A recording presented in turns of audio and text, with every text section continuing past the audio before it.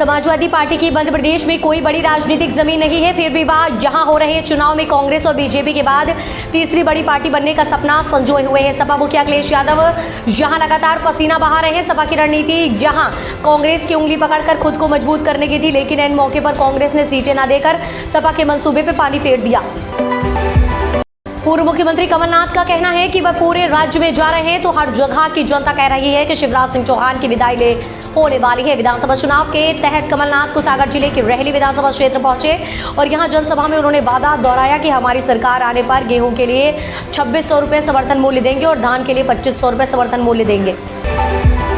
मध्य प्रदेश कांग्रेस अध्यक्ष कमलनाथ द्वारा बीजेपी के घोषणा पत्र को कांग्रेस के घोषणा पत्र की नकल बताने पर बीजेपी नेता और इंदौर से पार्टी के उम्मीदवार कैलाश विजयवर्गीय ने कांग्रेस पर जमकर हमला बोला। विजयवर्गीय ने कहा कि आपने जो भी वादे किए थे उनमें से एक भी पूरा नहीं किया, लेकिन हमने जो भी वादा किया है हम सभी पूरे करेंगे।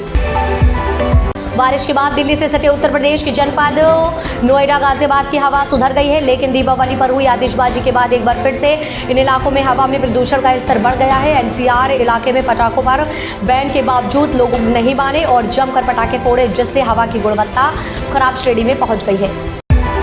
समाजवादी पार्टी के नेता अखिलेश यादव ने कई दिनों से हड़ताल पर बैठी डायल 112 की महिला कर्मचारियों के साथ दिवाली मनाई और योगी सरकार पर निशाना साधा। सभा अध्यक्ष ने इस दौरान महिला कर्मचारियों का साथ देने की बात कही और कहा कि सपा इन महिला कर्मचारियों की आवाज बनेगी। यही नहीं, दीपोत्सव से लेकर शिक्षक भर्ती घोटाले को लेकर भी सरकार को घेरा।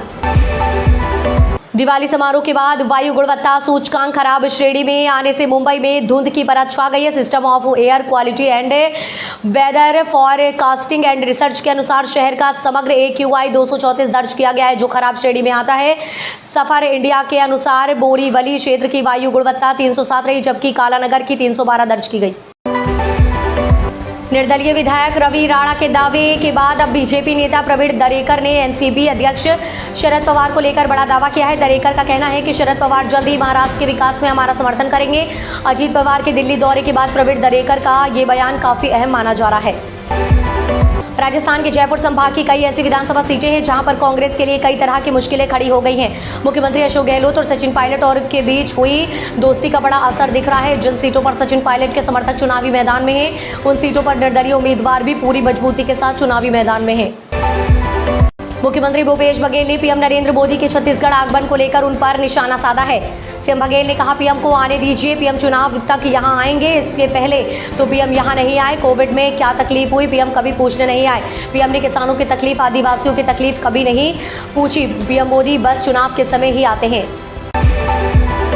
यदि आपकी चुनाव ड्यूटी लगी है और आप संयोग से बीमार पड़ गए हैं तो आपको घबराने की जरूरत नहीं है। ऐसे में आपका निःशुल्क इलाज निर्वाचन आयोग ही कराएगा। इसके लिए छत्तीसगढ़ के रायगढ़ जिले के सभी सरकारी अस्पताल चिन्हित हैं। साथ ही अगर बीमारी गंभीर है और जरूरत पड़ी तो रायपुर के 4 बड़े अस्पतालों में भी इलाज की सुविधा मिलेगी। नारायणपुर जिले में बीजेपी जिला उपाध्यक्ष और जिला पंचायत सदस्य रतन दुबे की हत्या को लेकर नक्सलियों ने पर्चा जारी किया है। साथ ही नक्सली संगठन के पूर्वी बस्तर डिवीजन कमेटी ने बीजेपी नेता की हत्या की जिम्मेदारी ली है। रतन दुबे की 4 नवंबर को कौशलनार बाजार में चुनावी प्रचार करने के दौरान हत्या कर दी गई थी। छत्तीसगढ़ के सीएम भूपेश बघेल ने दिवाली के मौके पर महिलाओं को बड़ा तोहफा देने का वादा किया है। सीएम बघेल ने कहा कि कांग्रेस की सरकार बनते ही राज्य की महिलाओं को छत्तीसगढ़ गृह लक्ष्मी योजना के तहत प्रति वर्ष 15,000 रुपए सीधे उनके खाते में दिए जाएंगे।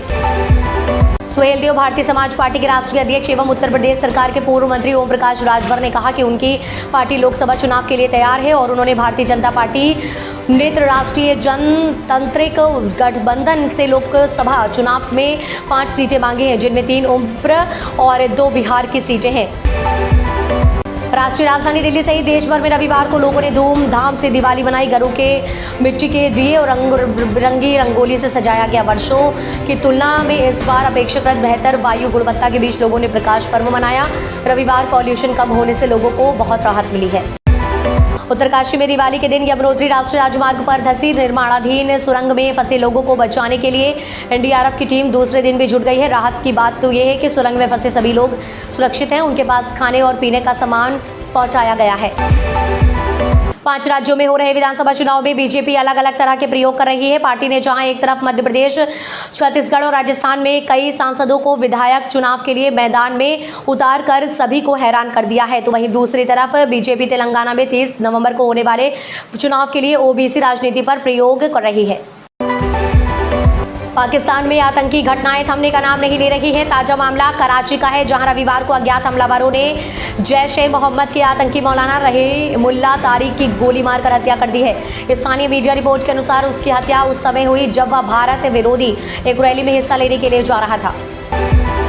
छत्तीसगढ़ विधानसभा चुनाव के मद्देनजर पीएम मोदी राज्य के मुंगेली पहुंचे और कांग्रेस पर जमकर निशाना साधा। पीएम मोदी ने कहा कि कांग्रेस की विदाई का समय आ गया है। छत्तीसगढ़ में सीएम खुद हार रहे हैं। इतना ही नहीं, पीएम मोदी ने दावा करते हुए कहा कि 3 दिसंबर को यहां बीजेपी आएगी।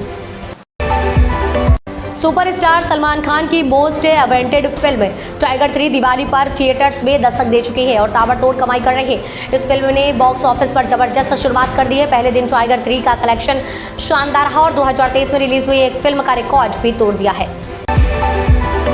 वर्ल्ड कप 2023 में रविवार को रविंद्र जडेजा ने एक खास मुकाम हासिल किया है। वह एक वर्ल्ड कप में सबसे ज्यादा विकेट चटकाने वाले भारतीय स्पिनर बन गए हैं। उन्हें इस रिकॉर्ड को अपने नाम करने के लिए 2 विकेट की दरकार थी, जो उन्होंने नीदरलैंड्स के खिलाफ खेलते हुए आसानी से हासिल कर लिया है।